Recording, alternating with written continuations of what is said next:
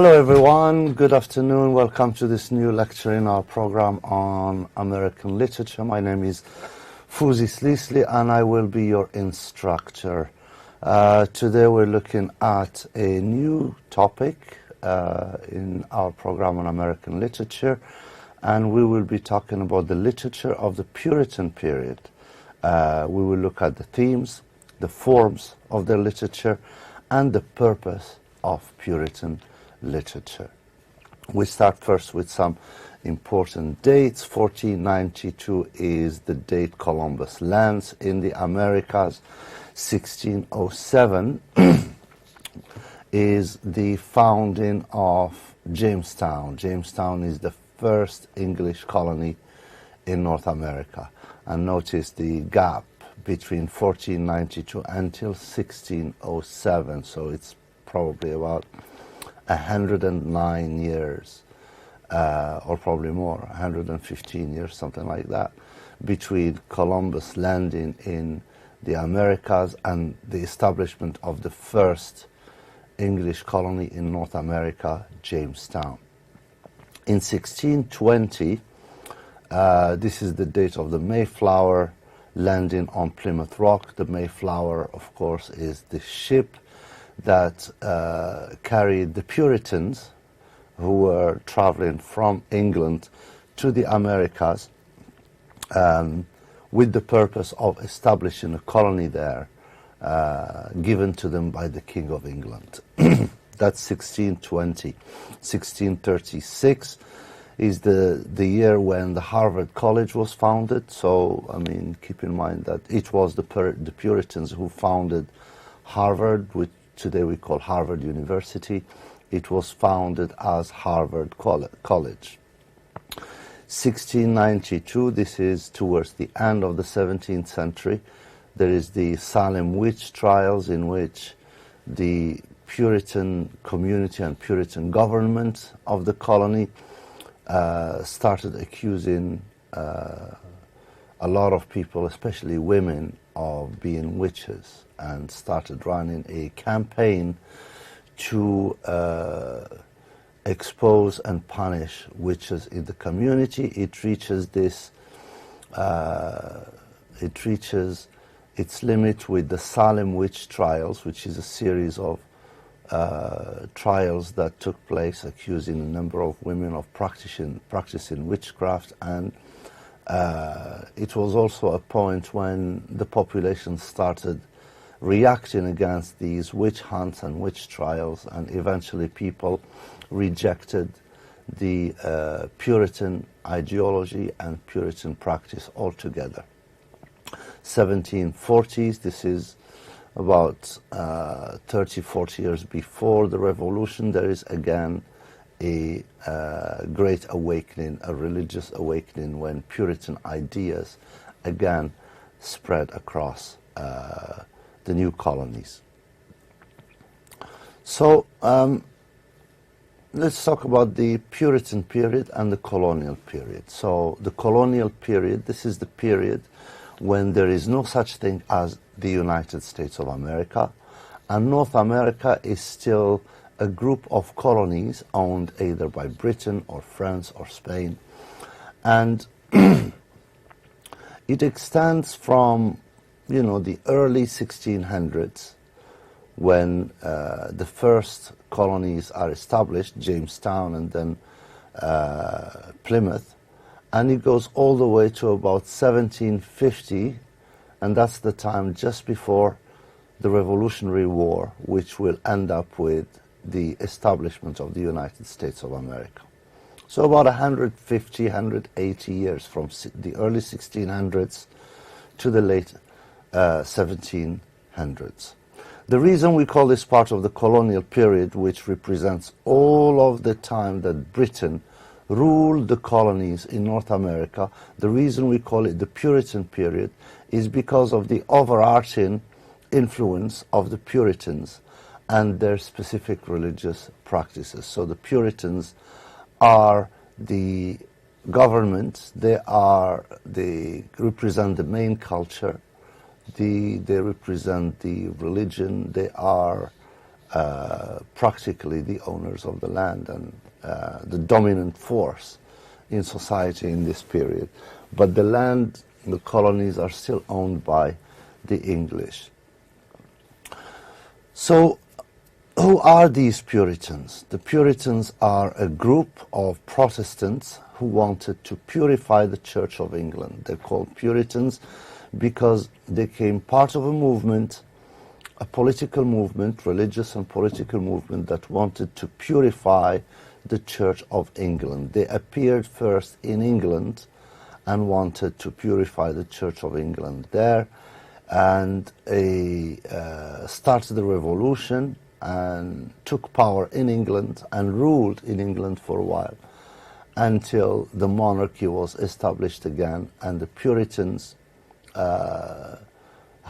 many of them had to leave to America, or decided to leave to America with the encouragement of the new King of England to go and settle North America and take the gospel, the word of the gospel and the Christian religion to that part of the world.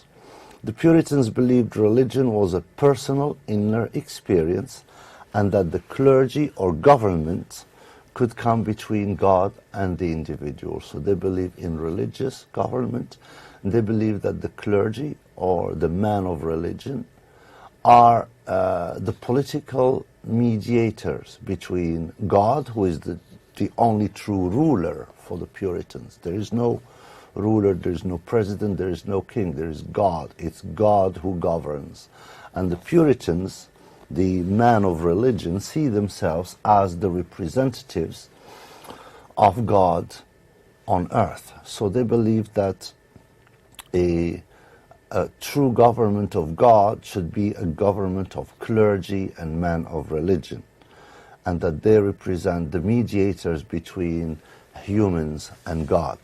They suffered persecution in England. They were persecuted, and a small group led by William Bradford came to the Americas in 1620. In 1620, so 100 or so Englishmen and women settled in Plymouth in Massachusetts, fleeing from religious persecution in England. The religious persecution in England was pretty harsh. We have examples of people who wrote a pamphlet, for example, calling for the reformation of the Church of England, and they were put in jail, they were fined, they were whipped, had the top of their ears cut off, have their forehead burned with a hot iron, and have their nose slit. This is the kind of persecution that the Puritans had suffered before leaving to the Americas. Some of their beliefs include the fact that most of humanity, for them, they believe that most of humanity is damned by the sin of Adam and Eve.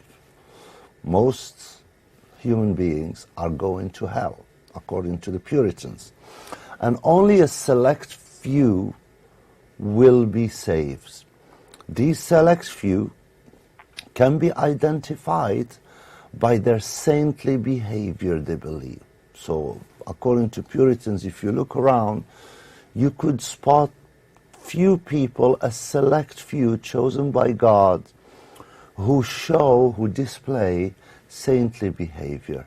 Those individuals are the only ones who will be saved. Most of humanity will go to hell because of the sin of Adam and Eve. They value self-reliance, hard work, moderation, and simple living.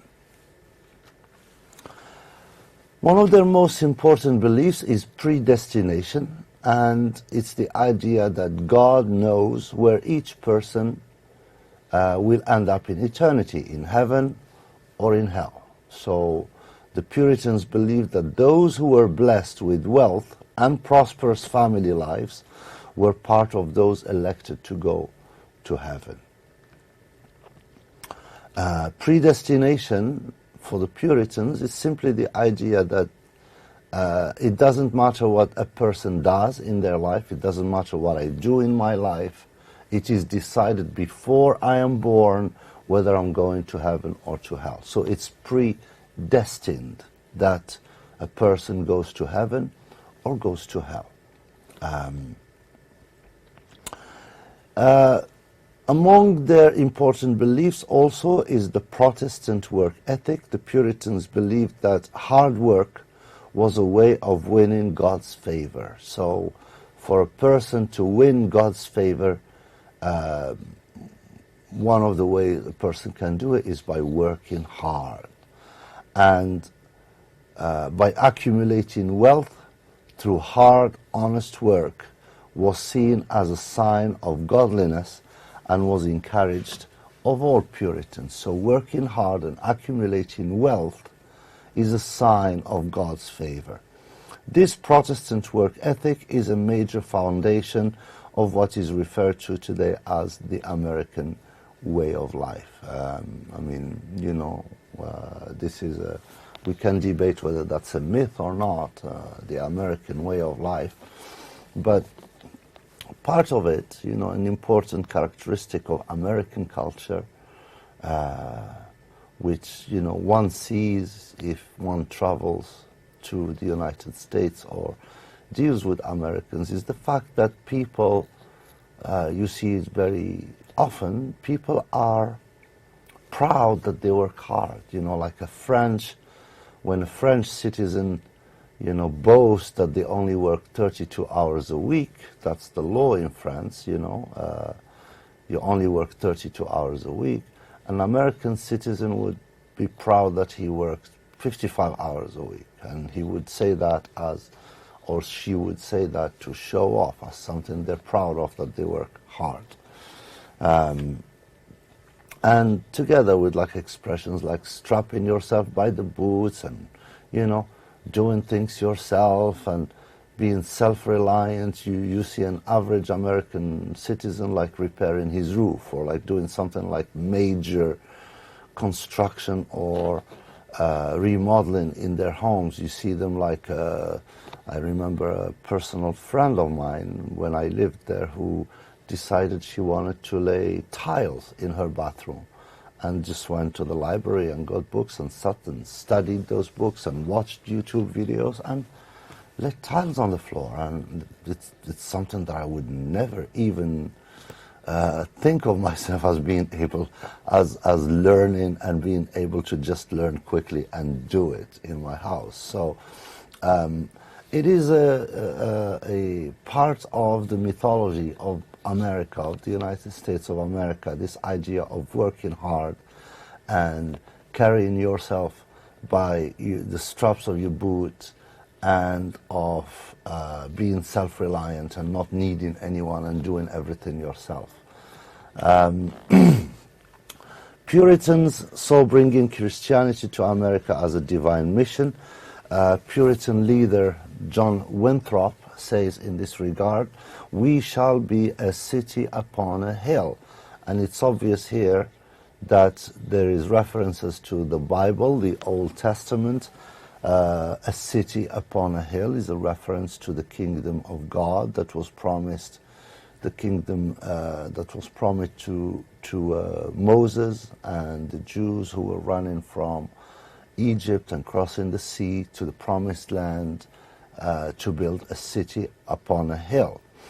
So he says, "We shall be a city upon a hill, the eyes of all people are upon us, so that if we shall deal falsely with our God in this work we have undertaken, and so cause him to withdraw his present help from us, we shall be made a story and a byword through all the world." Puritan politics is heavily religious. They believe that a contract or a covenant exists between God and humanity, and they are rather undemocratic because they believe that only the saintly elect, only the few who are chosen by God, only those people should have great influence in politics, that this covenant between God and humanity, it's only those saintly elect few who have the capabilities of organizing the covenant between God and humanity. Let's talk a little bit about their literature. The Puritans wrote a considerable amount, but they didn't like all literature. They weren't all accepting of literature, but they weren't all rejecting of literature. The literary genres that the Puritans favored are as follows. They liked sermons. Sermons is, the speeches that priests give in the church. They liked sermons, and Puritans wrote substantial amount of sermons that are, considered today to be part of American literature. They liked and favored religious poetry, poetry that can teach people religion, and we will look at an example in a little while. They liked historical narratives, especially when those historical narratives use events from the Bible as a paradigm and try to show human beings trying to live their lives by the example of the Bible. So these historical narratives were very common, and the Puritans left a considerable amount of these historical narratives. They rejected the idea of using literature as a means of entertainment. So the idea of just using literature for entertainment is completely rejected by the Puritans. Novels and plays were frowned upon. They don't like novels and plays because there is a lack of practical religious value. There is no practical religious values in novels and plays, so they don't like novels and plays. Also, as far as their style is concerned, Puritans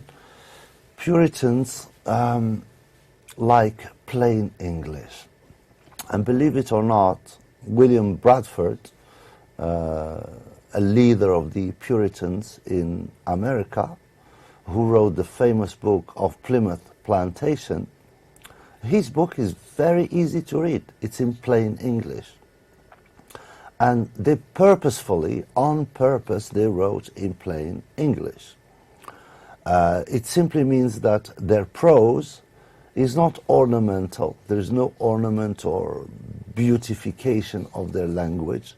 And it is not, their style is not intended to be showy. The writer, the Puritan writer, does not try to attract attention to his or her skills in writing, but rather there is a religious message or instruction in their text that they try to convey clearly and quickly to the reader. And this falls in line with the Puritan belief that one should not attract or call attention to oneself. And it's opposite of, for example, Shakespeare's, the example of Shakespeare. When you read Shakespeare, Shakespeare showcases, he shows off his skills as a writer in his metaphors, in his similes, in his comparisons, in his the rhythm of his poetry, in his choice of words. Shakespeare is constantly showing off his abilities as a writer, his techniques. Well, Puritan literature is the complete opposite. The writer is not supposed to attract any attention to his techniques or his style or his skills, and should the focus, all the focus, should be on the religious instruction contained in the message. How did religion shape the literature of the Puritan period? Well, basically, writers, whether they wrote historical narratives or poetry or anything, these writers would look for connections between biblical events and their own lives. And Puritans believed that the Bible provided a model to be followed, and that individual life is a journey to salvation. So they would look for examples from the Bible and use them as paradigms to model their own lives on, right? So the writer constantly is looking for paradigms with the Bible and constantly tries to perform his life or her life as a journey towards salvation, just like the characters of the Bible are seen to be doing. Puritans used writing to explore their inner and outer lives for signs of God's work. This idea of finding signs of God's work. And what they do basically is that they explore their life, whether it's their physical life or their spiritual life, and look for signs of God's work, showing incidents in their daily life or in their spiritual life where they can say, look, this is a sign of God's work. They like diaries and histories, and these were the most common forms of literature, diaries and histories.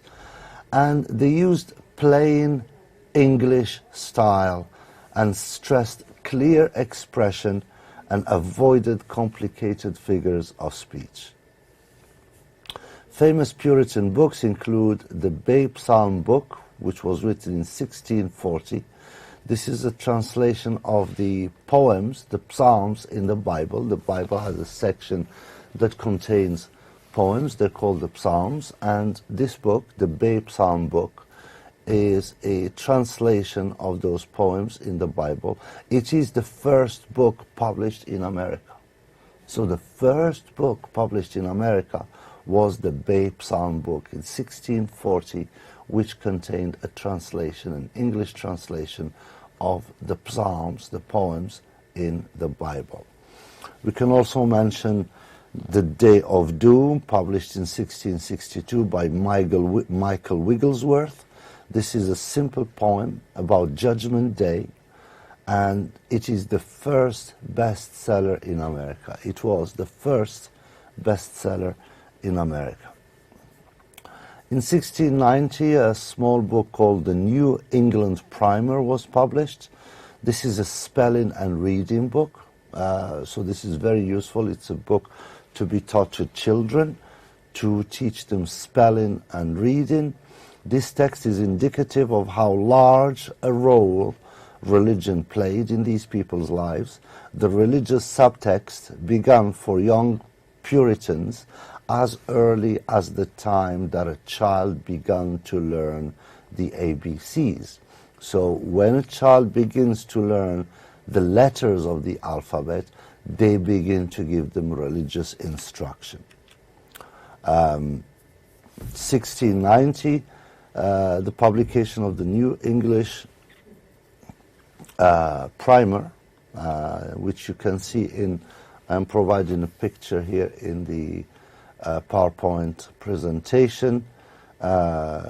It's the New England Primer, and you can see there is pictures, and there is a poem, and the point here is to teach children the alphabet. So the poem here in this page says, "In Adam's fall we sinned all," and it showcases the letter A in the alphabet. "In Adam's fall we sinned all. Thy life to man good God's book attend." This is for the letter B. The cat doth play and after slay, for the letter C. A dog will bite a thief at night, for the letter D. The eagle's flight is out of sight, the letter E. The idle fool is whipped at school. The idle fool is whipped at school, for the letter F. And as you can see, there is for each one of these letters, there is a rhyme that celebrates that letter. And in this way, they teach children how to read and how to spell, but at the same time, they give them a heavy dose of religion very earlier on. Famous Puritan writers include William Bradford, author of Plymouth Plantation. This is a historical narrative. Jonathan Edwards, Sinners in the Hands of an Angry God. This is a sermon. Anne Bradstreet, she was a poet.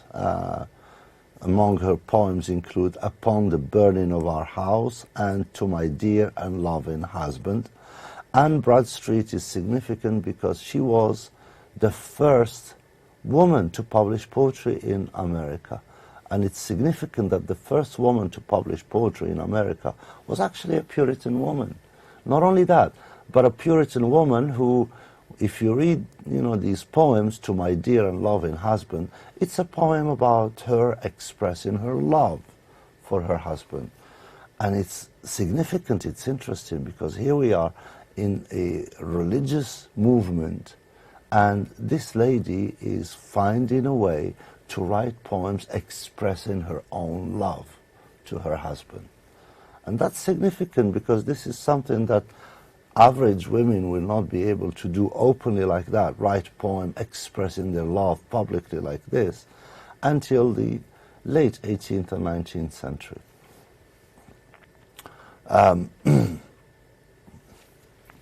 Puritan writing, the purpose of literature for the Puritans is to educate, and to educate religion to people. That's the purpose of literature. By the end of the 1600s, meaning the end of the 17th century, marked the end of Puritanism.